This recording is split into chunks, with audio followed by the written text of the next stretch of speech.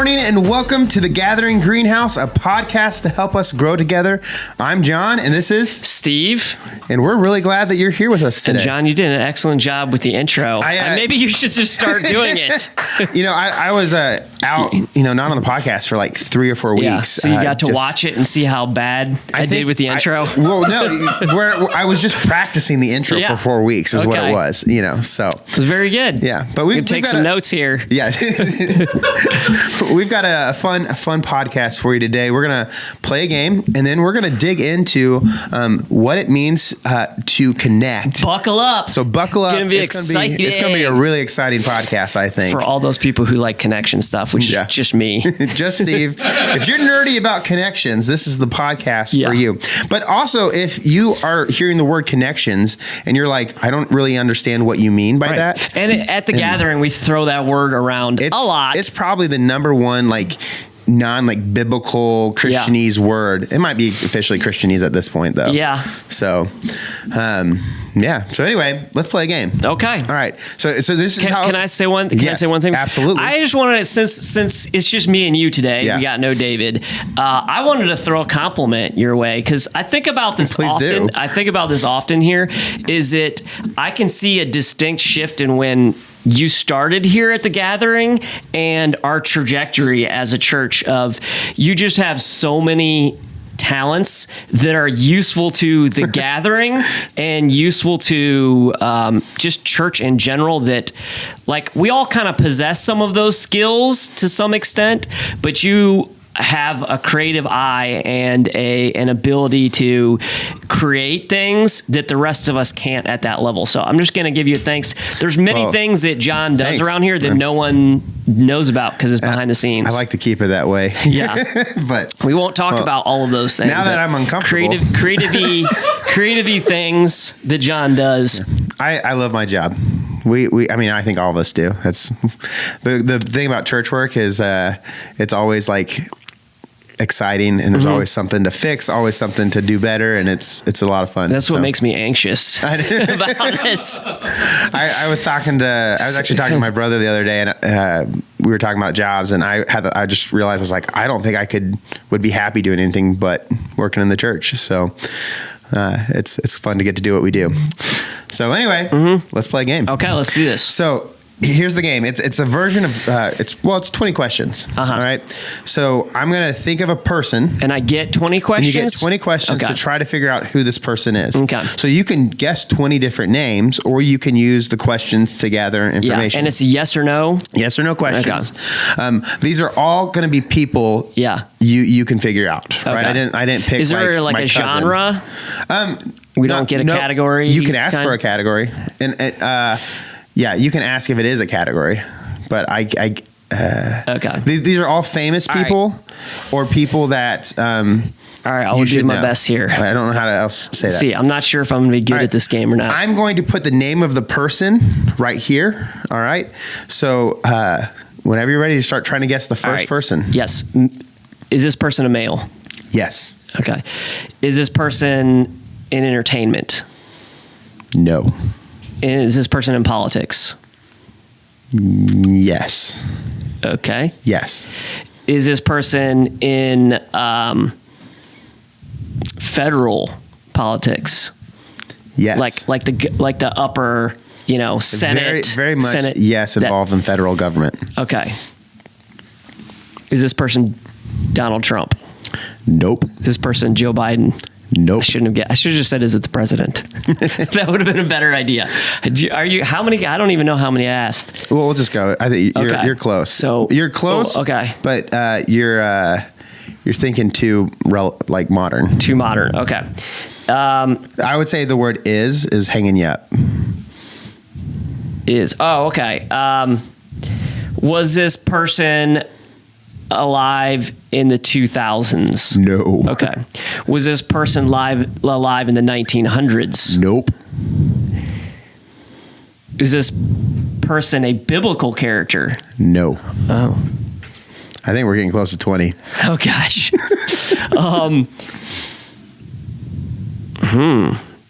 Is it Abraham Lincoln? No.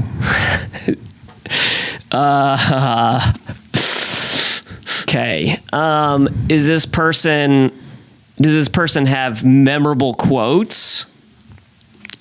Yes, but I can't think of any at the moment. Okay. It's not helpful. Is this person... let's see. Is this person a president? I should have asked that from the beginning. I'll say this person was a president, yes. Oh, of the United States, though? That's yes. what I meant. Okay. Yeah. Oh, was a president of the United States. In the 1800s? He was not president in the 1800s. What? I don't think so. Not the is it George Washington? It is George Washington. What? Yes. Yeah. All right. So now we know how the game works. Okay. So person number 2, this one is a little more fun. Okay. And I know less about this person, so I'm going to answer to the best of my ability. Okay. But I think you should get this person pretty quick because of where we live. Okay. Of where we live. Well, that might confuse you, so ignore that part. Okay. Not where we live. It's hard to get that. Okay. I don't want to mess you up. Okay. Is this person in entertainment? Yes, I would say it's considered entertainment. Okay. Is this person an athlete? Yes. Okay. Is it Joe Burrow? It's definitely Joe Burrow. Yes, that was a quick one. That was going to be quick. I was hoping you'd ask like about other things, but I might come off looking like a genius here on this, Matt. What do you think? Was that good? No? Okay. No. Matt thinks he can do better, obviously, which doesn't surprise anyone in this room. All right. So this is person number 3. Okay. And this might be the least famous of all of them. Okay. Is this person in the food world? No. Okay. I was like, okay, let's see. Is this a male? Yes. Oh, okay. Is this person alive? Yes. Last I checked. Okay. Yes, definitely alive. Is this person above 40? Yes. Above 60? No.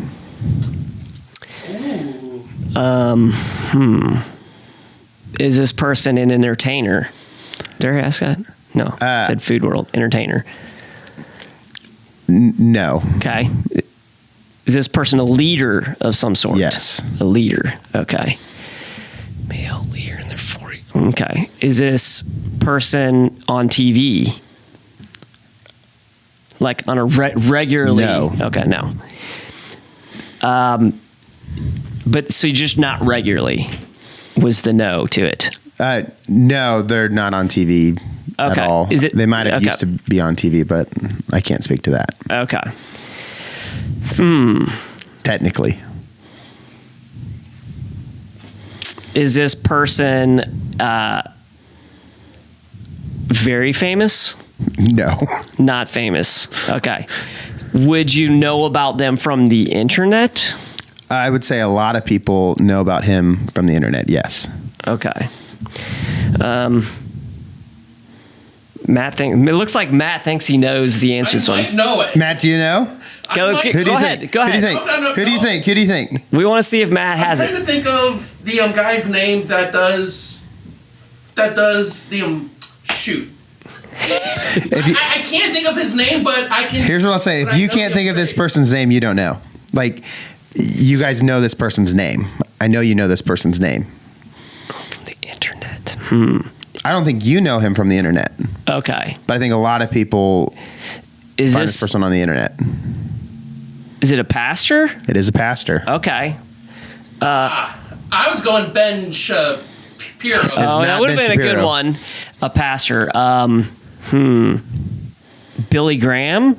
No, he's not alive. He's not alive. Heard it? You're still thinking too famous. Too famous. Yeah. David Rudd? It's David Rudd. Okay. But okay, I will say David was on TV. What? He was for a little bit. Yeah. Yeah. If you like public access TV from 4 a.m. to 5 a.m., we were on. You can enjoy. You could have enjoyed the gathering. We're not still doing that, are we? I believe we still are. Oh, okay. Oh, well, okay. We just got a new demographic here. All those people who work third shift and can't go to sleep. We some of you guys follow us, on YouTube and stuff, and we had a clip where David was talking about should Christians consume cannabis, and the comments on that clip were just wild, and we reached I call it the stoner demographic for sure. And I think the overlap between... And there's nothing wrong with the stoner demographic. They're fun. Yeah. Some really incoherent and interesting comments. And we had, I think the overlap though of who watches public access at 4 a.m. And who also was commenting on that clip is probably similar. Very similar demographics. You think that they're watching public access? I don't know that they know they're watching that. Okay. All right. So we had some fun. We did, and you did pretty good. You did pretty good. I thought George Washington would be the easier, one, but Joe Burrow was definitely the easiest. But it's because he's only I used to say he was probably the only good thing going on, but it's not been good this year. No, it has not. That was hard Sunday. Anyway. So, Steve. Yeah.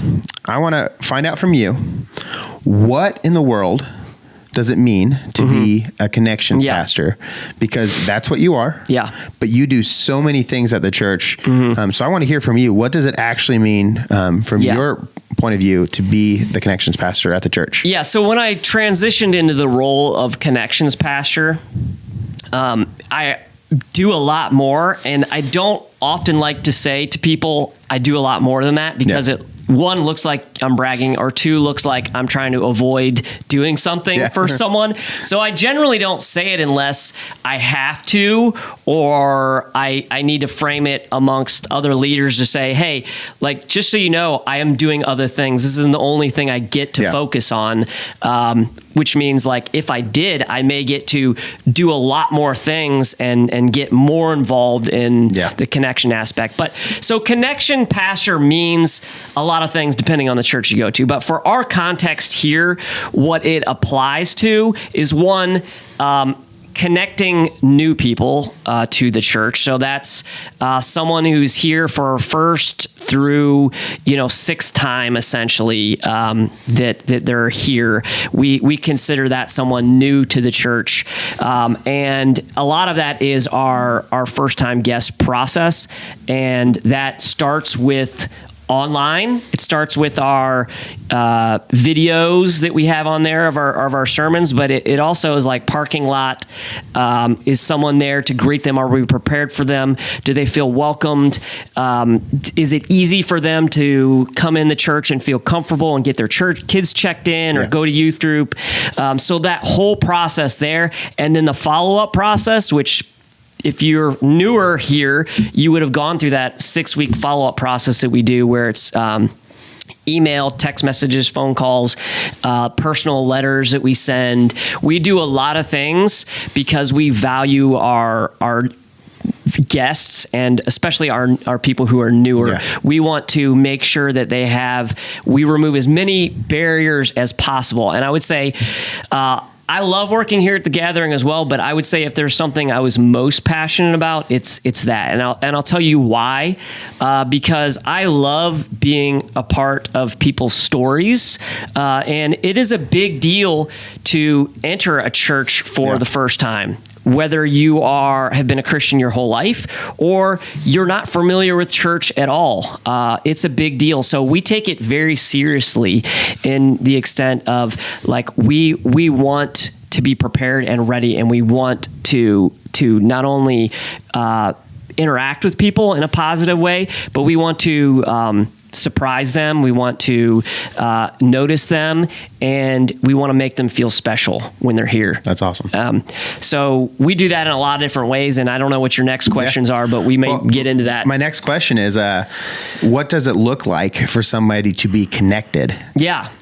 So what's the end result of that? Interesting you say that, because I've actually been working on something that I'm calling the connection pathway, and I've never seen this anywhere in any other church, but I'm sure it takes place. It may not just been written down, but what does it look like to be connected? I think that's specifically here to the gathering.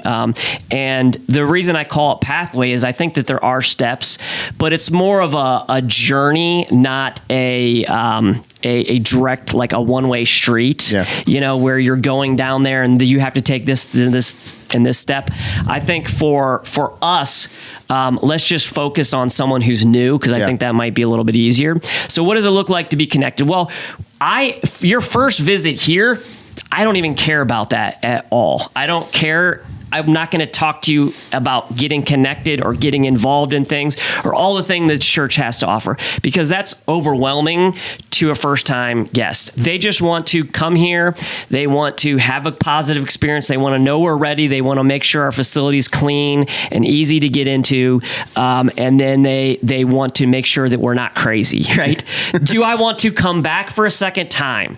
Do I want to how do I get connected here? It's like, do I even want to visit you guys again? Yeah. I'm not even thinking first time. The first time guest isn't necessarily thinking, okay, how do I sign up for every group and activity? They're thinking, what's the life of the church like? No, they don't care about that. They're literally, it's do I like this or not like this? Yeah. It's very, And for that, what that tells me as a connection pastor, it's probably 80% feeling. Yeah. Like, did I feel welcomed? Did I feel like they were prepared for me? Was my process easy? Did I hit any obstacles in the way that made me feel frustrated?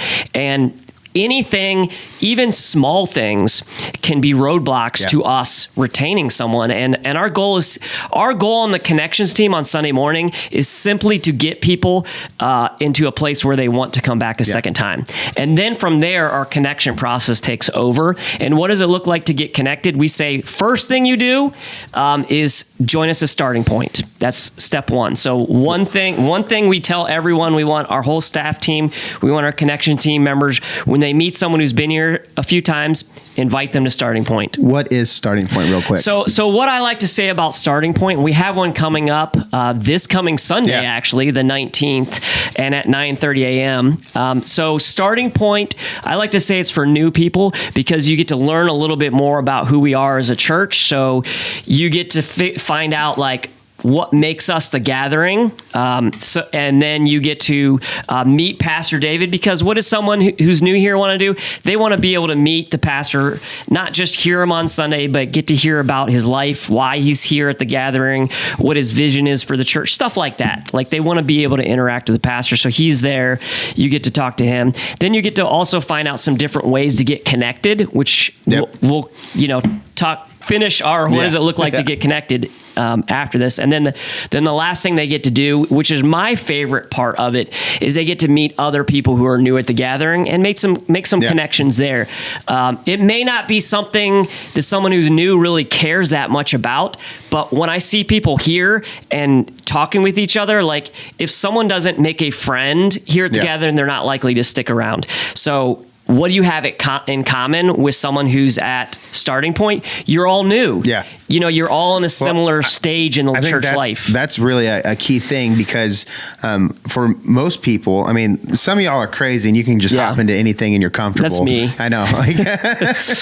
So you and I are actually very different on this, right? Yeah. I am. You love interacting with people. You're much more of a outgoing person. Yeah. I tend to be more reclusive, and so for me, one of the things that's always been hard is whenever you go to something new, I hate being the new person, right? And so when you're becoming a part of a church, you're committing to being the new person at a lot of things for a season, and that can be kind of scary, right? Yeah. And so just saying, hey, there's also these other new people that I know, and we're going to go do this together. Right away. Yeah, you immediately have something in common, and it makes getting involved in new things so much easier when you have someone else who is new getting involved with you at the same time. Yeah, definitely, for sure. So we try to make it fun. We try to make it interactive. We try to make it informational, and we try to connect other people together. Yeah. So it's worth going to. So if you haven't attended Starting Point and you're watching this, join us this Sunday, 9:30 a.m. There'll be signs posted. You can sign up or show up. Either way is fine.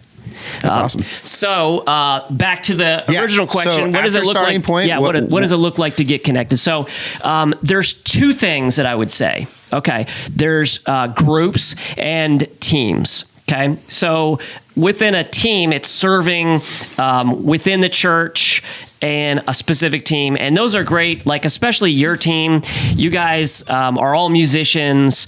You have to be here all 3 services. Yep. And I see a lot of similarities from week to week, so people can really get to know each other. I've tried to do that on my team, and it is happening more. Yeah. But I think that we have a little bit bigger of a team, so it's a little bit harder for people to really get to know each other well. But I still see great interactions happening now that we serve all Sunday as well. And there's just something really awesome that comes from serving with other people. Yeah. Like when you're, when you're working together with somebody and you have the same mission and you guys are aligned in that way, those connections just really go really strong. Yeah. And from a leader standpoint, when I see people, saying, this is my Sunday. Yeah. We are all in this together and let's communicate. So our front of house team that is looking for new people, we are super big on communication. We'll talk to each other like, hey, I just met this person.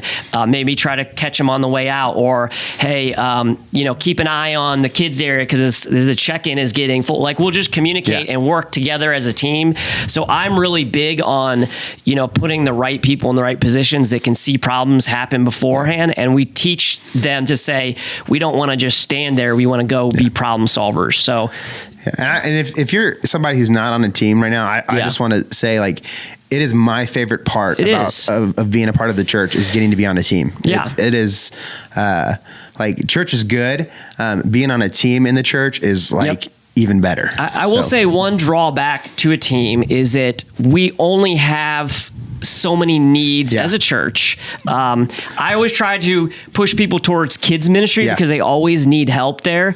But I don't know about your team, but my team is like pretty stacked full right now. Yeah. And it's hard to, you want to have, there's this balance between having a really solid, well-run, team that has been together for a while, and then accepting new people into it. So I think that's why it's important that we have groups, because I would say groups are one of the best ways. I don't want to say the best way because it depends on who you are, what you're comfortable with, but it is one of the best ways here at the Gathering to get connected because groups can literally be for anyone. Yep. Teams aren't necessarily, because you have to kind of your skills have to line up with our needs. You have to be a musician to serve on the music team, right? You do. There's an element, your team tracks a lot of people, right? Yeah. So, and that's one of the cool things about the church, though, is there are areas to serve for about every personality and almost every skill set. Yeah. And sometimes you meet somebody who has a wild skill set that you've not ever considered. Yeah. And then you're like, oh, but now because of you, we can now look into doing this kind of thing. And the connector in me. So one of my areas of my personality is that I'm an includer. So I love just including more and more people, but I have to even tell myself, stop. You can't, because I used to have a team where I reach out to my team was like over 100 people just on connections.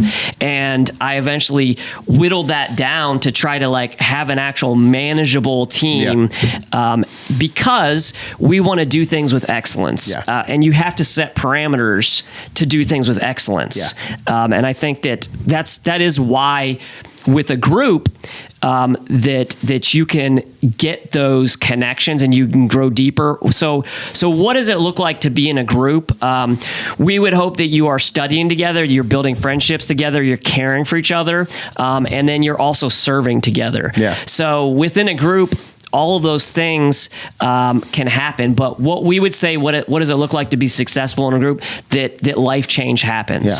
That you are in a group and you're in there with other people who are on the same path to grow closer to Jesus, and therefore life change will ensue because of it. Yeah, definitely. And I think that groups are kind of the easiest thing to get into. Yeah. Because we have a very organized way that we do that. Yeah. So I want to ask you a few questions about that. There's some things I would love to be able to explain about groups. So the way we do groups is we do a few group launches during the year. Two group launches a year. The next one's in January, right? It is in the February 4th, I believe. So right after Chili Bowl. It would have been the 28th, which is Chili Bowl Sunday, but we pushed it back. That's right. Yeah. So the beginning of February is the next group launch, which means we're going to have the ability for people to sign up. Yes.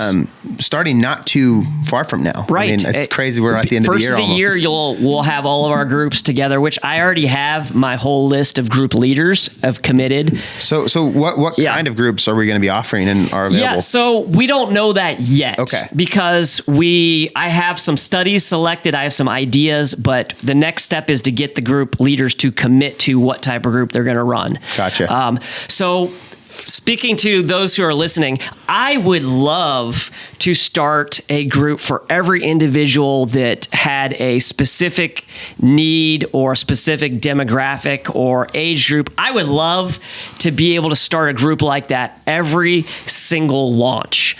But it is just not possible to do that. We try to so this last group launch, we actually had a lot of very age-specific, demographic-specific groups, which I think that it leads to, better chance of those people, building community amongst those groups. Yeah. It just... And like I say, it's going to happen every time, but it just gives a higher probability of that happening. So we launched a young adult group. Yeah. Awesome. We launched a women's group. Awesome. We launched a young adult men's group. Awesome. Right. So we launched some of these demographic groups. Then we kind of have what I call maybe more like topic oriented groups that are for everyone. Yeah. And then we intentionally kind of show a picture of the group leader so you can kind of look, I could relate to that person, show a little bit of personality, like the Gumps who are on your team. They were, with their dog. So it's even single. Just getting to see the person leading the group makes me so much more comfortable because I know now who I'm emailing. I know when I walk into a new room, I know, hey, that's the face I've seen. I know who that person, and that helps a lot too. Yeah, for sure. So and something that I know we're going to launch this next time around is what I'm going to call series groups.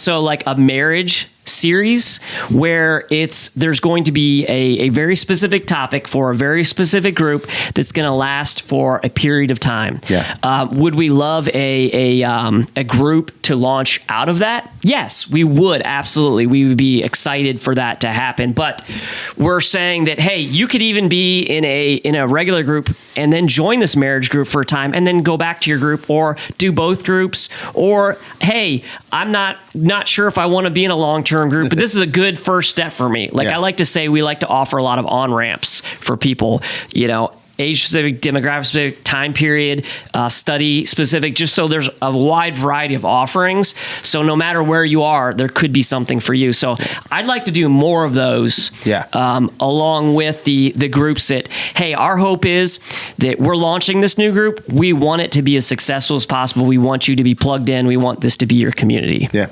So speaking of on-ramps, of getting people involved, why do we do group launches versus just having groups open all the time that anybody can hop into? Great question. And our plan is to have that eventually. We're actually working on a plan to get there. Now, if you're new to the church or you're new to groups, the absolute best way to get into group is in a new group because it's hard to go into group where everybody knows each other. There's maybe some inside jokes that are already there and people kind of know each other. It's really hard. And I've just noticed that the success rate of me plugging someone into a ongoing group is low. Yeah. It's low. We'd like to do a few things to make that a little bit higher, and maybe someone who comes to the church and is like, hey, I've been in churches before, I've been in a group before, I just want to get into a group and get going. We want to make those things available, but we also understand that the best way to get new people into groups is to start new groups. So oftentimes people are like, hey, why isn't my group always publicized? Well, because we're working on a plan to help plug people in. And at that point, just having stuff up there, the person that's going to go out of their way to get into a group could probably also wait a little bit to get into a new group as well. Yeah. So, we want to be able to balance both, but it's tricky because we may only have one opportunity to connect someone to a group. Right. So we want the best possible opportunity for them to get connected. If they get into a group and it's not a great fit, we may not get a shot again. Yeah, that makes a lot of sense. So if I'm watching this and I want to get in a small group, what steps should I be taking now? Or do I just wait until January, or should I go ahead and reach out? What should I do? Yep. So you'll start hearing a lot of information about the new groups coming in the first of the year. You'll start hearing stuff about it. For right now, I get a lot of people requesting groups because it's on the connection card. I'd like to get more information about a group. When you do that, you'll get a message back from me saying, hey, thanks. We're going to be launching groups here coming in the winter. I'll put you on our list. So right when I have the information, that I will send it out. And like last group launch, we actually gave the information to those groups right away to those people who had already signed up, even before everyone else got the information. So if you can, I would say the best thing to do is to mark it on your connection card. And that way we have you in our database and we can continue to send information directly to you about what groups are going to be offered. That's great. Let's see what else I have here.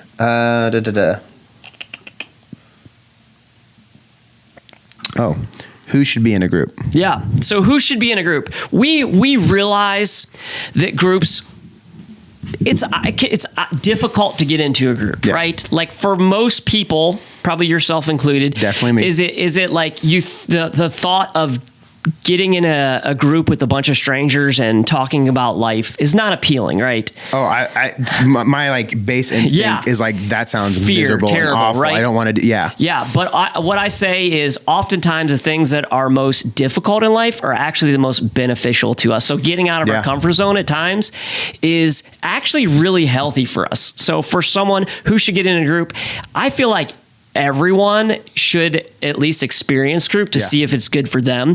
But our definition of group may be a little bit different than other churches, because we would say you should be with a group of people who are helping you grow closer to Jesus and living a life change. So maybe you have a group of like your kids in soccer, you have a group of soccer parents that you're with, and that's your, so that's okay too.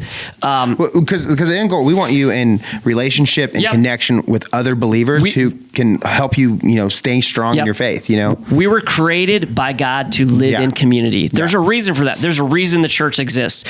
So we think that everyone should have a community. Now, like this last time around the group launch, I went to every single new group and I had a conversation with them about like, hey, your first 3 weeks, 4 weeks, there's a good chance they're going to be awkward. You're still getting to know each other. So if you go to the first group and you're like, "What? I don't know if I want to go back." Like, you have to give it some time for those relationships to build and for some of those barriers to come down and to start becoming friends. The way I if you think of it like a family. So do you remember like when you and Maria were dating? Yeah. Do you remember the first time you went to one of her family things? Yeah, I do. And how cringy and awkward that is? So I will give you an example of it here. I went and we were like doing dinner on a Sunday night or something like that. And here, like all the food's on the table. I get my plate, I start putting it on, and everyone is just staring at me like, what are you doing? So at my house growing up, we'd all put the food on our plate, then we'd pray. Well, for them is like, you don't touch the food till it's prayed for. And like no one So did you just show up and start like loading up your plate? And and everyone's like, what is this person doing? Why is he so rude? I wasn't, awesome. I wasn't thinking about it, but it was like, okay, I just learned there, and it was awkward and weird. But to the point, I still remember it today. Because it was so weird. But what happened over time as you kept hanging out with them, being connected, is now you are like fully a part of their family, and you feel probably way more comfortable. And it helps that I live 3.5 hours away too. I don't have that. No, you don't. You used to. I live 3.5 minutes from my in-laws, but it was a similar experience. Like the first time, I was so nervous. What gets you through that is I was like, I want to, I'm pursuing a relationship with, now my wife. Like, so I endured some of those hard things because there was something better I knew that we would get to. It's a good analogy right there. But I actually might steal that one. My wife's family is now my family, right? They're my family too. too. And I feel way more comfortable. I don't, you stop thinking of them as I'm extra from this group. Yeah. You now start seeing yourself as part of that group. So if you're listening to this and you're not connected to a group of people who is intent is to move closer to Jesus and experience life change, then get in a group. Yeah. It's no matter, the awkward. No matter if you're like, that sounds like a horrible idea or not, give it a try. Yeah. I think that, or if you're in a group of people, that's great. Good for you. We are excited for you that you're in a good group like that. Does it have to be a formed new group at the gathering? No. We want you to be connected to other people and growing closer to Jesus. Yeah, we would say groups are a way that we facilitate connection. Yes. But it's not exclusively the only way that you can be connected. And if you've been coming to the gathering within the past 3 years, right, or more, I guess, you've noticed that we're getting larger, right? What? We've grown a lot. There's plenty of extra seats. What are you talking about? To the extent of, you walk in on Sunday, you're like, I don't know half these people here. Yeah. So that, like, what does that mean? The bigger we grow, the smaller we have to get. So these smaller communities are the best way to make meaningful connections, to grow closer to Jesus, and to actually be connected to the church. Yeah. The bigger we get, the more of those opportunities are important. Because the danger is if you get to a place where you're just showing up on Sunday, not saying hi, and then you're just ducking out of service, like service may be beneficial to you, right? And that's good. But it is just a fraction of what you can experience by being connected and plugged in to other believers through something like a group or a team. I mean, that's where I think you really experience the fullness of what it means to be in the church and a part of the church. Yep. Yeah. So when we talk about connection, Pastor, groups is another part of everything that I do, but there's a lot of other things that I do. I won't get into all of it because it's going to sound like I'm bragging or complaining at one or the other. My fear is if people hear everything you do, they'd be like, how are you doing all that? Are you okay, Steve? You do a lot of stuff. I wonder sometimes myself. But you do great. Thanks. Appreciate it. All right, real quick. Yeah. Before we go, this is probably the most important question ever. If you could only pick one side dish for Thanksgiving meal. Mashed potatoes. Mashed potatoes and gravy, or just mashed potatoes? Just mashed potatoes. I'm not a gravy person on my mashed potatoes. I do love gravy. No offense to gravy, but it just you just didn't grow up with it much. Don't really like it on mashed potatoes. Yeah. Cool. And what's your favorite pie? For Thanksgiving. Yeah. I have my favorite pie is not a Thanksgiving pie, but well, I'm going to say coconut cream pie. I know that's not literally not a Thanksgiving pie at all. But if you at Thanksgiving, if you had a coconut cream pie and a pumpkin pie, which is most true. I love pumpkin pie, but I just got one from Andy. So shout out to Andy's Bakery. She made me a coconut cream pie. Ooh. It blew my mind. It's better than, if you've been to Dorothy Lane, they do everything phenomenal. Better than most bakeries around here. But Andy's coconut cream pie blew away. That's amazing. The one from Dorothy Lane. Now I really want some pie. But they do more like made to order stuff. Yeah. You can't just stop in there. Like, I think they do more catering and but you could call in and say, hey, I want to buy a coconut cream pie. Okay, we'll be ready tomorrow or whatever. Yeah. So shout out to Andy. So according to Steve, mashed potatoes and coconut cream pie, which from a distance kind of both look the same. Yeah. So I like my starches. You like your white starches. I do like my whites. I love French fries. I eat French fries probably 5 times a week. Do you really? Oh, I eat them all the time. Do you make them yourself or pick them up? I would love to be able to make them myself, but there's too much mess with it. To make, you have to fry to get the real fry taste. Like baked fries are good, but they're not the same. They're not the same. Like you can make them like in the air fryer, but it's not the same. So Kroger extra crispy crinkle fries are what I'm into right now. But extra crispy just means they put more oil in it or fry really it longer or something. Oh, no. Yeah, because I Googled it. They're definitely not healthy for you at all. Red skin potatoes are a little bit better for you. Sweet potatoes are a little better for you. Fried potatoes aren't good. What? They're very good. I don't know. It hasn't hurt me that much. Steve, you're pretty skinny, so yeah, I think like some of us are just purely gifted by God in some things. I would say it's probably just definitely me too. You know? I don't work that hard at it, honestly. So I don't. When I first came to the gathering, don't say good job, Steve, because I had been at the gathering maybe about a year, and you were doing the Whole30 diet, and I remember being like, why does this guy need to do a diet? Yeah. What? My wife wanted to do it, so I wanted to be supportive. And plus, I'm the main cook, so it's hard to cook multiple styles. So I'm just like, I'm going to do it. And you know what? I love the Whole30. My one big weakness is sweets. So when I cut that out, I can lose I don't have that problem. 5 pounds pretty quickly if I just stop eating sweets. No more candy. Consuming sugar. Yeah. That's awesome. That's awesome. Well, Steve, thanks for sharing about connections. And as you can see, for me, if you're watching this, when I can't stop talking about something, it means I'm very passionate about it. Generally, and then something else, when I'm not passionate about something, I don't really have much to say. No.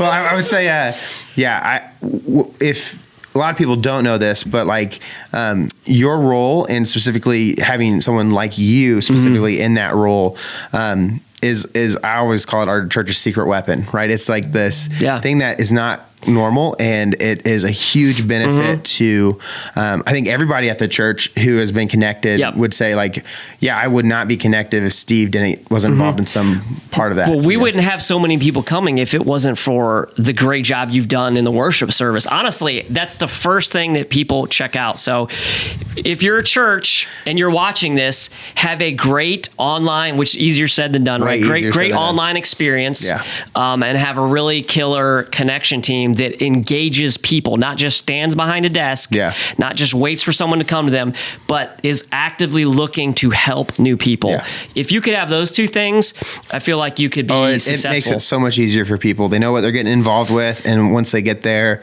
they know who to ask, right? Yep. I mean, so really, I'm personally big fan of you, big fan of our connections team. I think you guys do a fantastic job. And if you are sitting here watching, you're not connected, get connected. And if you're not sure, Starting Point, go to Starting Point, or just mark it on your connection card, email Steve, whatever you have to do.